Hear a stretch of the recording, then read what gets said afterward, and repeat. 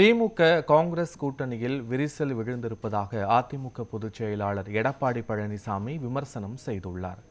சென்னை மதுரவாயல் பகுதியில் பரப்புரை மேற்கொண்ட இபிஎஸ் திமுக கூட்டணி நீடிக்குமா என்ற சூழல் எழுந்துள்ளதாக தெரிவித்தார்.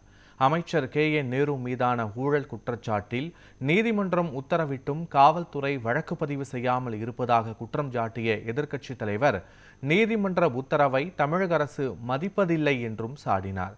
திமுக கூட்டணியில் இருப்பதால் கம்யூனிஸ்ட் கட்சியின் வளர்ச்சி முடங்கிவிட்டதாகவும் தற்போதைய ஆட்சியில் விண்ணை முட்டும் அளவு விலைவாசி உயர்ந்துள்ளதால் மக்கள் பெரும் இன்னல்களை சந்திப்பதாகவும் இபிஎஸ் தெரிவித்தார்.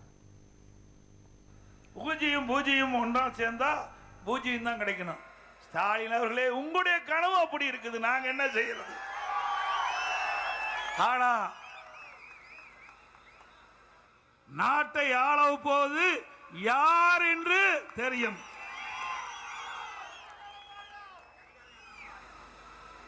ஆனா திராவிட முன்னேற்ற கழகத்தை பொறுத்த வரைக்கும் தேர்தலில் பூஜ்ஜியத்தை தான் மக்கள் கொடுக்க போறாங்க. இந்த கூட்டணிக்கு ஸ்டாலின் எப்பொழுது பார்த்தாலும் பேசுகிறார், திராவிட முன்னேற்ற கழக தலைமையில் அமைக்கப்பட்ட கூட்டணி வலிமையான கூட்டணி என்று.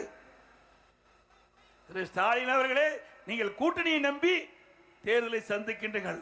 நாங்கள் கூட்டணியை வைத்திருக்கின்றோம், மக்களை நம்பி தேர்தலை சந்திக்கிறோம். இந்த 10 நாட்களாக பத்திரிகையில் வருகின்ற செய்தி இதுதான்.